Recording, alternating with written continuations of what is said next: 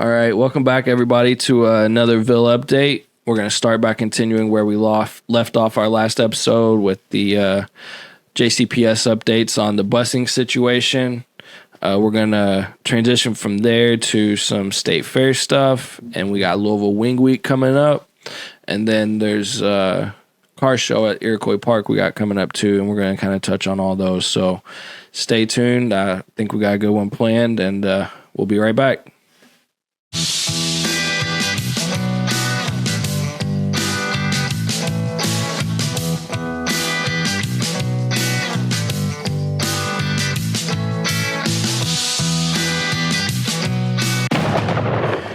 And we're back. So as we said, we're going to start off today's episode talking about JCPS updates. So if you don't know, now you know.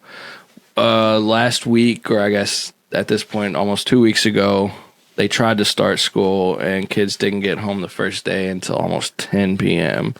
Not all kids, but a couple. So you can definitely check our last episode to see. It was a bit of a fiasco. This time, I guess there was a little bit of improvement. So they started school back yesterday for middle and elementary school, and then high schools will start back on Monday. So as of yesterday, Friday the 18th, all students, so the last student was dropped off by 7:43. That's an improvement. It's an improvement. The superintendent was reportedly pleased with that.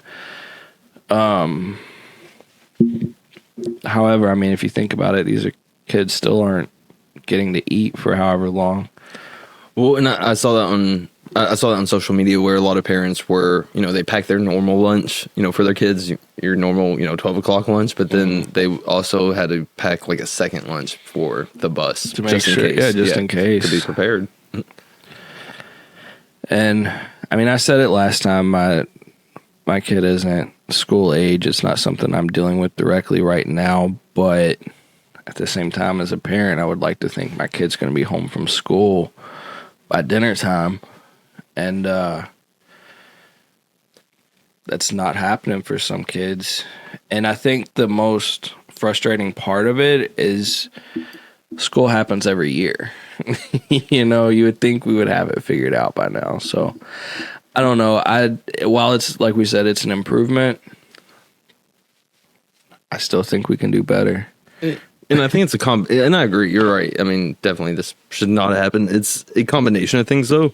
I think it's a combination, of course, of the new software system that they're using, but also they chose to use the new software system the same year that they also did the rolling beginnings and endings as far as like the school schedules. Gotcha, yeah. So that combination like that, if that was something that was maybe already in place, maybe it would ended up different, but I don't know. I mean, it's not inappropriate, but an old coworker of mine shared this yesterday. First day of school, take 2. I just wanted to post this for a memory of the year school switched from 2 start times to 9 start times, and bus routes and getting to school and home was crazy late. School went 1 day, then out for 6 school days. Years from now, we'll be saying, remember when? So I thought it was a little comical. Maybe I shouldn't. I don't know. But,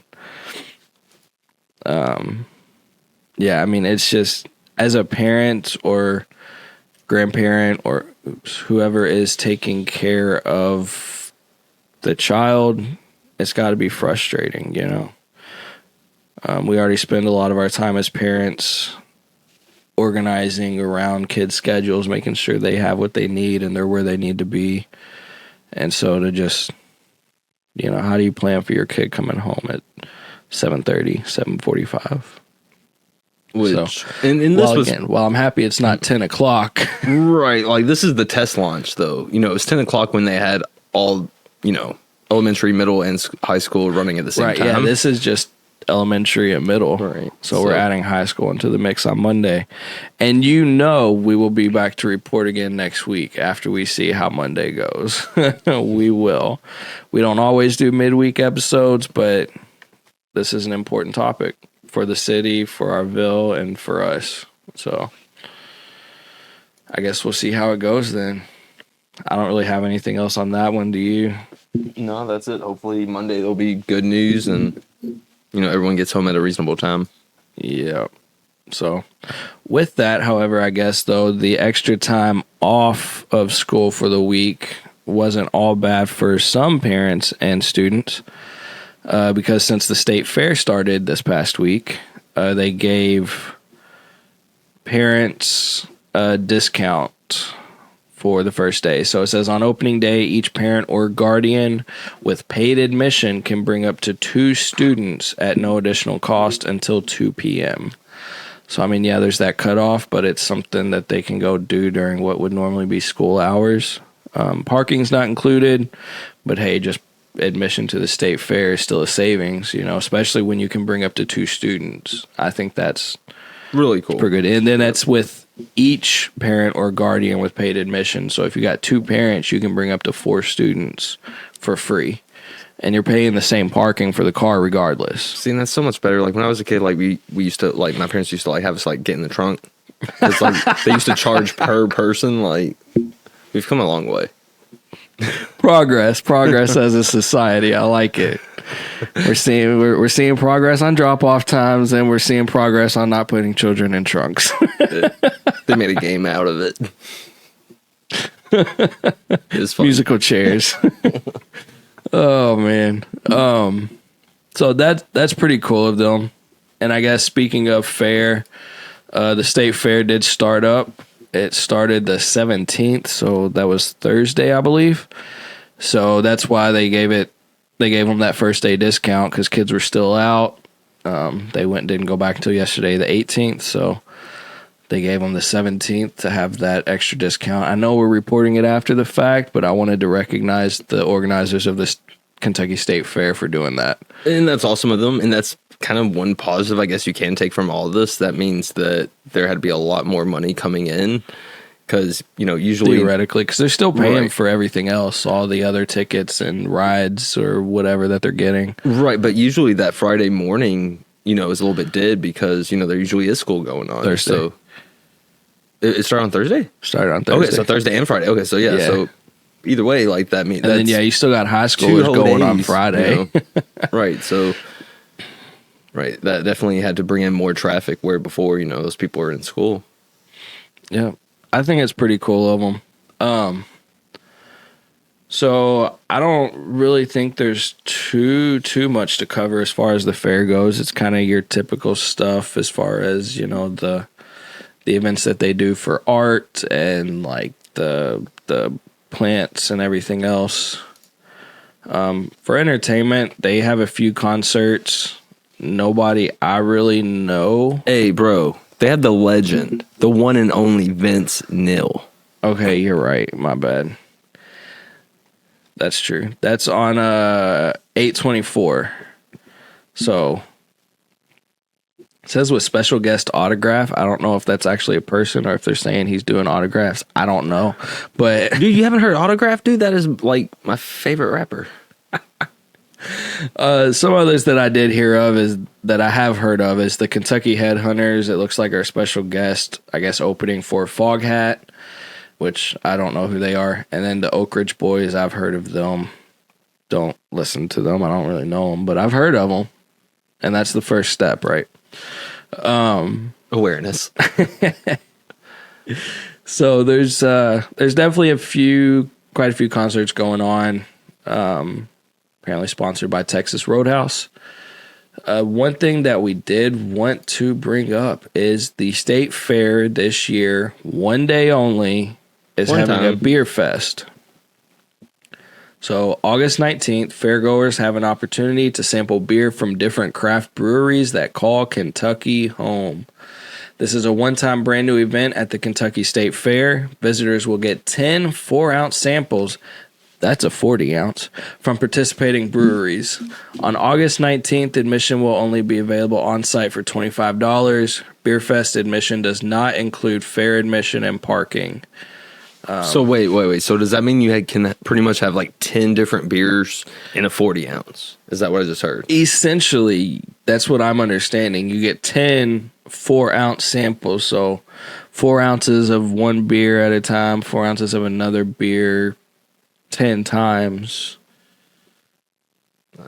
I guess if you have a favorite, maybe you can just get 10 samples of the same one. I don't know. It doesn't say, but I'm sure you can find out if you go. So if you're a fan of beer and you want to support some Kentucky breweries, which is kind of what our show is all about, is Kentucky and Louisville and making sure we're supporting our local businesses.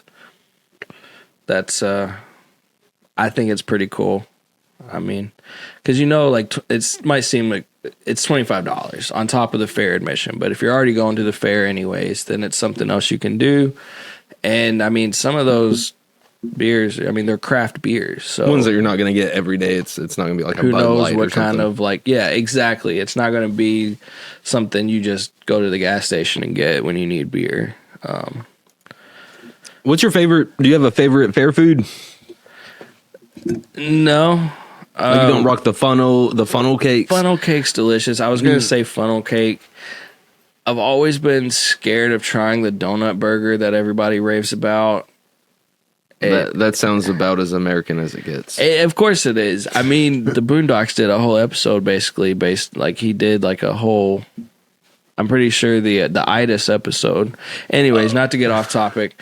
Dude, they have really good ham there. Like they have like the turkey legs are good too. The smoked turkey legs and stuff. They'll have they'll have contests too. So like they're farmers. They'll have like the whole agriculture section. Oh yeah. Like they'll have like this ham. They'll have contests and you can test it and it's just amazing. Yeah, Food's always good. Like there's really nothing. I don't know what else to say about it.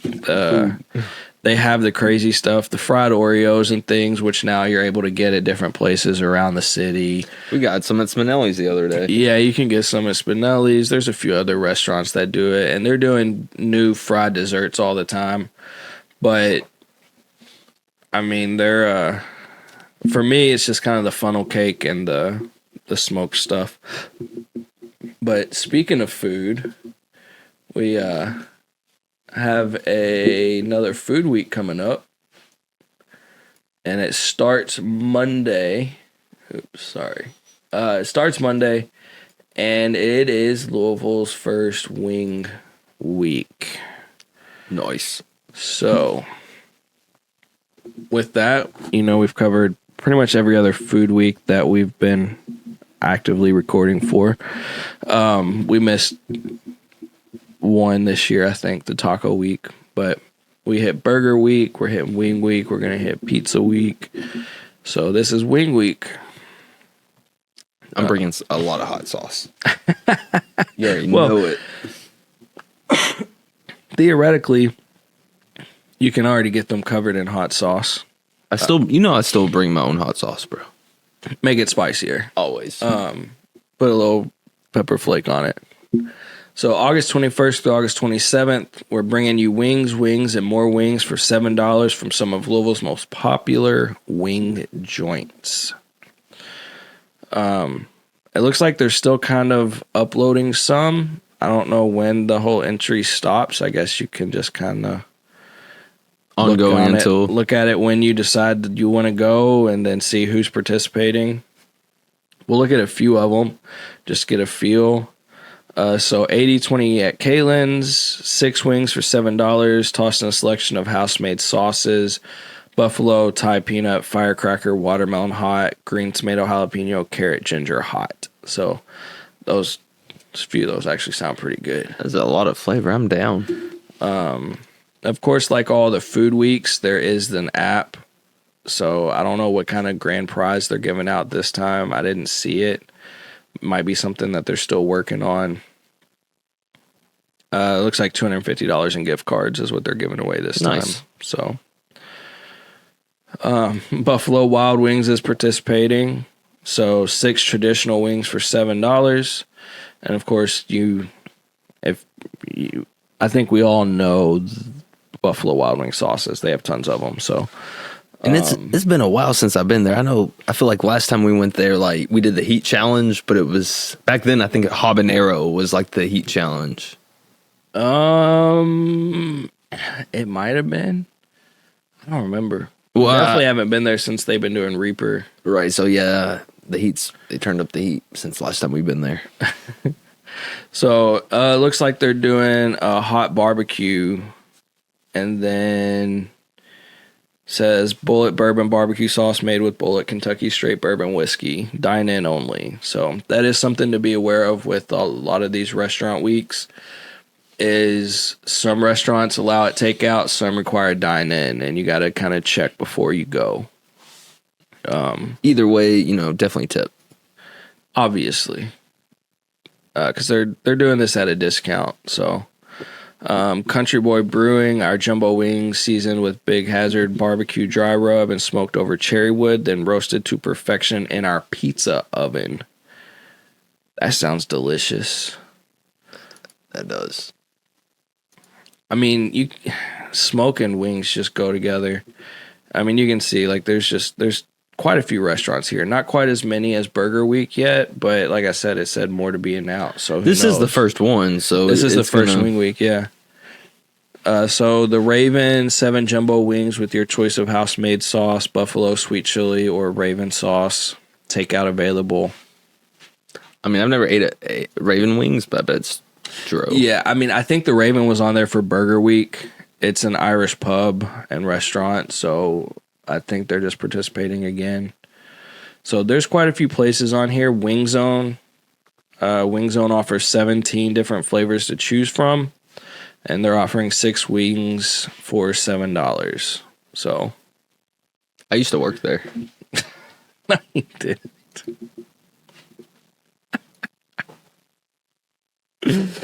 This guy. So yeah, there are quite a few restaurants participating in Wing Week. However, we also saw some posts where there's some restaurants choosing not to participate, right? Yes, that was the back door. Yeah. There's a few of them, but I think the back door made There's a post. a few not participating, but the back door did, or no, back deck barbecue. Did make a post about it, and it sounds like the restaurants kind of pay to get in, and then they have to discount the wings, and he just couldn't take that hit. However, if it didn't work for the restaurants that can do it, they wouldn't keep participating, right? Yeah, so, definitely. I don't want anybody to see this and take it negatively, but I do want to just kind of call it out that the overhead for restaurants is already razor thin. So it's one of those things where it is a choice. If it works for you, awesome, participate. If not, that's great. Cool. No still hurt good. Feelings, yeah. It's still amazing wings all around. If it works for you next year, try it out. But that I guess I say it to say, like, if you got a favorite barbecue place or a favorite wing place in the city, even if they're not participating, hit them up. Right, definitely help improve the Louisville small business community. Mm-hmm. And just since we happen to see that post, we're featuring this one.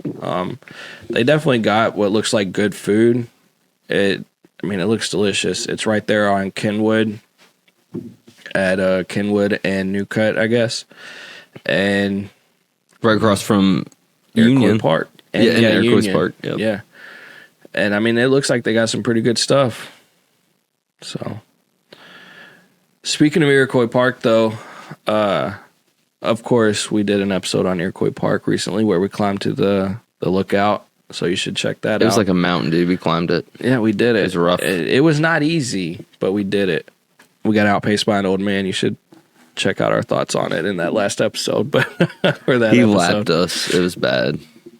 But something that we did want to call out, something that happens pretty much every year, as far as I know, is the Louisville Street Rod Show at Iroquois Park. It's one of the biggest car shows that I know of in Louisville at an outside outside venue.